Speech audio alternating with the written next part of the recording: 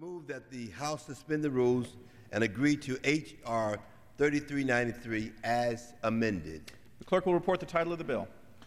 H.R. 3393, a bill to amend the Improper Payments Information Act of 2002, 31 U.S.C. 3321 note, in order to prevent the loss of billions in taxpayer dollars.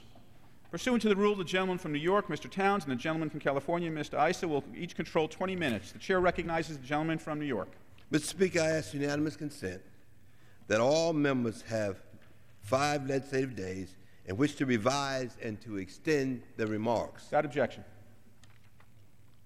The Office of Management and Budget recently reported that federal government made $98 billion in improper and overpayments last year. This is a staggering amount and completely unacceptable. No family or business in this great country would tolerate being charged twice or even overbilled for anything, and neither should the government. We need to do everything we can to ensure that the government spends every tax dollar in the most responsible way possible. In fact, we have an obligation to the taxpayers to fight waste, fraud, and abuse, and to ensure that if the government overpays for something, it has the means to recover those precious tax dollars. The bill we are now considering, H.R. 3393, the Improper Payment Elimination and Recovery Act of 2009, will provide the government with the means to fulfill this obligation to the taxpayers. Mr. Speaker, I reserve the balance of my time. Gentleman from California. Speaker, I yield myself such time as I may consume. Gentleman is recognized. Mr. Speaker, this is an important and bipartisan bill being brought to the floor today. It has been well thought out and well crafted, and I want to thank Mr. Murphy and Mr. Bilbray for their diligent work on this subject.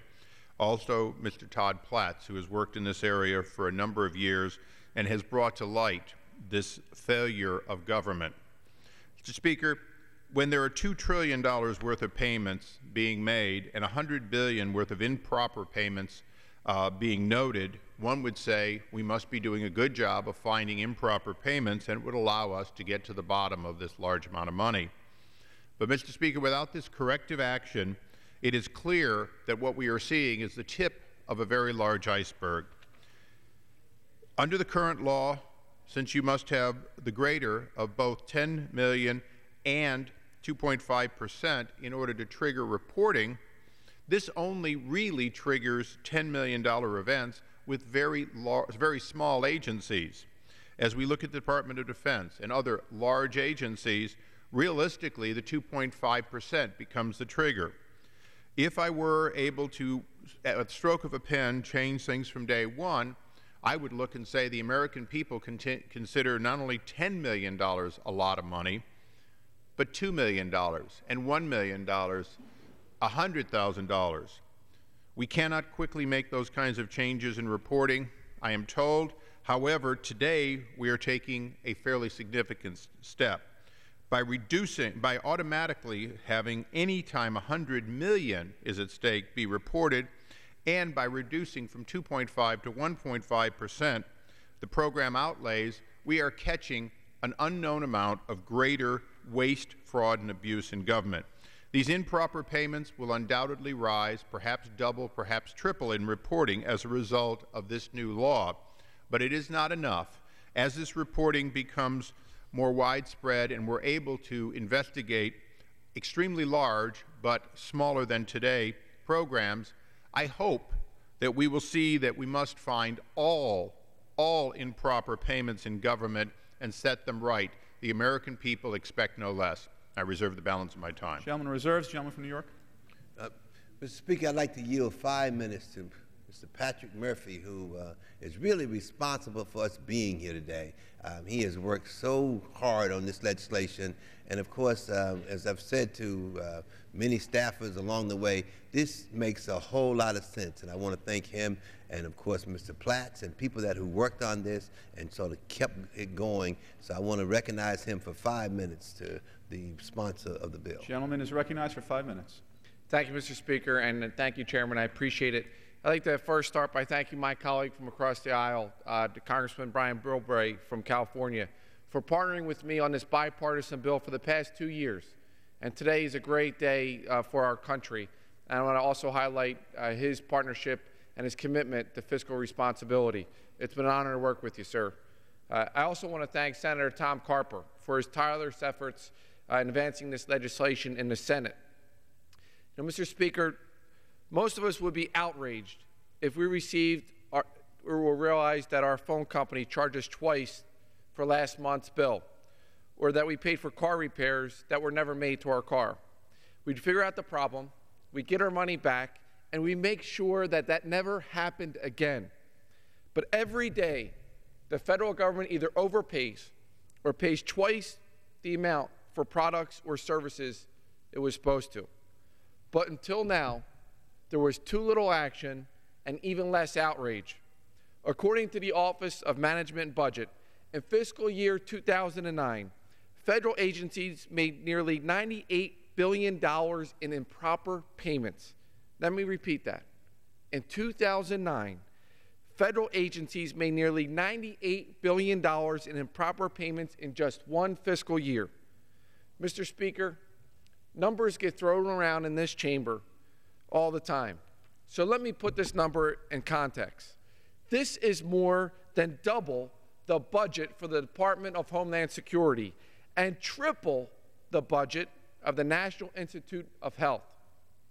These improper payments occur as a result of fraud or from poor fiscal management systems that do not detect or prevent mistakes before federal dollars are already out the door.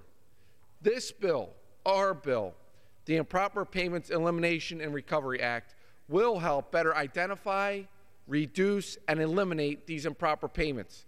It will cut down on fraud and waste by requiring agencies to develop and implement action plans to avoid improper payments. Mr. Speaker, no business owner would allow an employee to get away with these mistakes. And American taxpayers should not have to foot the bill when the government mismanages their hard-earned dollars. That is why this legislation contains strong measures to hold those in power accountable for failing to protect taxpayer dollars. And perhaps most importantly, Mr. Speaker, this legislation would force the federal government to reclaim more money that was improperly sent. It's pretty simple. If a family in Bristol, Bucks County, found out that they were getting double billed for their car payments or paying for groceries they never got, they'd fix the problem, get their money back, and would not allow that to happen again. My bill ensures that the federal government holds itself to the same standard of fiscal responsibility that will save taxpayers billions of dollars. Mr. Speaker, there is no question that we must do more to tackle our national debt. While the debate grows increasingly partisan, the solutions seem sometimes out of political reach. But this proposal is not. This common sense measure is something that Democrats and Republicans have come together to support. Cutting wasteful spending and growing our economy will lead us out of this recession and help us put us on a path toward fiscal responsibility. I urge all of my colleagues to vote yes and pass this legislation on behalf of the American taxpayer. And I yield back the balance of my time. The gentleman yields back. Gentleman from California. Thank you, Speaker. At this time, I'd like to recognize the gentleman from California, co-author of the bill, Mr. Bilbray, for 3 minutes. The gentleman is recognized for 3 minutes. Thank you very much, Mr. Chairman. I would like to thank my co-author of the bill, Mr. Patrick, and especially the Chairman Towns and Ranking Member Issa for bringing this item up today, and I appreciate the ability to address it. Mr. Speaker, all across America, Americans are speaking out loudly. In fact, there's a degree of dismay for those of us in Washington when we go home to see the outrage that is coming out from the average taxpayer in this country. And I think we are just now really realizing that there is a justification for the outrage and the strong feelings.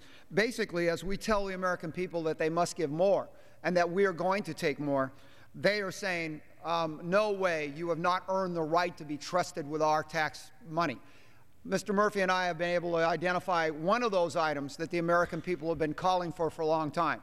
I mean, how do we explain to our constituents that we are giving away inappropriately twice as much money as we spend to defend their neighborhoods from terrorism when it comes to Homeland Security? How do we have the gall to ask them to trust us with more money when we have this kind of mismanagement of public funds, not just recently, but historically? And I think this is one place we can, in a bipartisan effort, admit that Washington needs to be more responsible, needs to do more, and frankly, demand more from Washington and the bureaucracy and less from the American people when it comes to accountability. We're talking about the fact that we need now to lower the thresholds of reporting so the problem can be more transparent.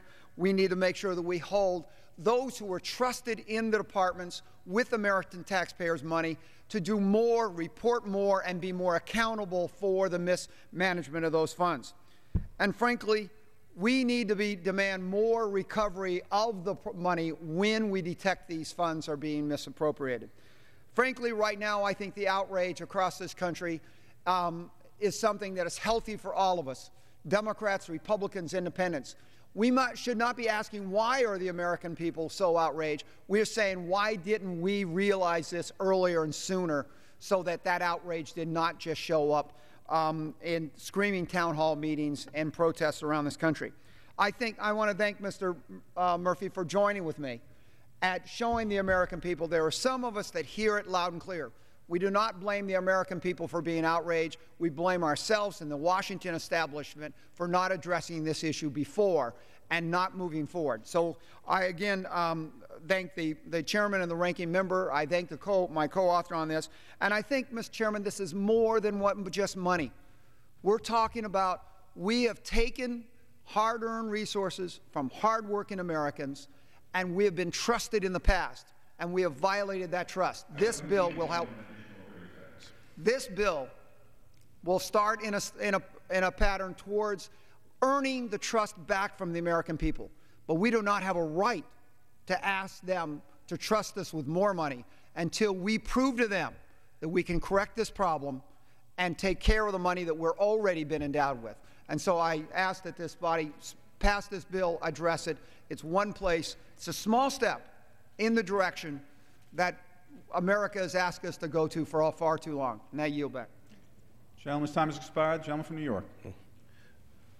I yield myself as much time as I might consume. Without objection. Improper Payments and Elimination Recovery Act, H.R. 3393, provides the federal government with the tools needed to prevent mistakes and overpayments in the first place and recover funds that are paid in error. That's the reason why I'd like to salute Congressman Issa of California, Congressman Bill Bray, and of course Congressman Platts and Congressman Murphy for the outstanding job that they've done on this legislation. The bill we are considering today takes the next step and makes federal agencies more accountable for properly managing taxpayers' funds. The bill requires agencies to develop and report corrective action plans based on measures in terms of error rates and creates incentives for meeting their goals and penalties for failure to meet their goals. Importantly, the bill also gives the agencies the means to go after the funds that they have overpaid, which will make the taxpayers' agencies programs and activities which relied on those appropriations whole.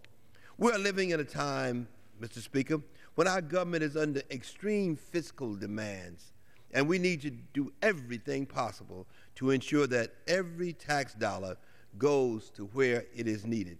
To ensure this takes place, we need to provide our federal agencies with the tools to properly manage their spending. We also need to give the agencies the ability to follow through with their oversight and provide them with the ability to recover erroneous payments. However, we cannot stop there. We must do everything that we can to ensure that federal agencies who make improper payments fix the problem that allowed the improper payments to take place. At the end of the day, this bill amends current law to require more accountability through reports, plans, definitions, clarifications of responsibility, allocation of funds, and oversight. Again, I would like to thank my colleagues, of course, Representative Murphy, Bilbray, Issa, and others for working together in a truly bipartisan manner to get this piece of important legislation to the House floor. H.R. 3393 is a common sense, good government bill, and I encourage my colleagues to join me in supporting it. On that note, Mr. Chairman, I reserve the balance of my time. The gentleman reserves. Gentleman from California. Thank you, Mr. Speaker. I yield myself such time as may consume. Gentleman's recognized. Mr. Speaker, in closing, I'd like to share with yourself something that happened this morning. I was on C-SPAN, and a woman named Betty called in and was very concerned that we were not working on a bipartisan basis, that there was no consensus or compromise, that we were paralyzed. And it's sometimes hard to answer somebody on the other end of a telephone at the time, but I would like to take today note that this is an example of the dozens of times every week that we come together, the chairman and myself, members of the committee, and we find things we can agree on that are good for America, the common good, and they will not usually be noted. So today I would hope that we all note that, and for Betty who called in this morning, that in fact this is an example where we can find compromise, we can find a win-win for the American people. I would hope that we would do more of it. Chairman Towns has been good at looking for those examples, and I pledge to be better at looking for opportunities like this. I'd like to lastly thank Leader Hoyer and Leader Boehner for the help they gave us in expediting this to the floor. And with that, Mr. Speaker, I urge support and passage of the bill and yield back the balance of my time. The gentleman yields back. The gentleman from New York. Mr. Speaker, let me just make this statement, and I will yield back as well. Let me again say how glad I am that we are taking the time to fight waste, fraud, and abuse of our precious tax dollars. With this measure, I want to thank the gentleman from California for his comments and the fact that we are working together to get rid of waste, fraud, and abuse here. This is a classic example, and I want to thank him for his working with him and the relationship that we've had over the year in terms of doing these kind of things. So on that note, Mr. Speaker, I yield back the balance of my time. The gentleman yields back. The question is, will the House suspend the rules and pass H.R. 3393 as amended? Those in favor say aye. Those opposed, no. In the opinion of the chair, two-thirds being in the affirmative, the rules are suspended, the bill is passed, and without objection, the motion to reconsider is laid on the table.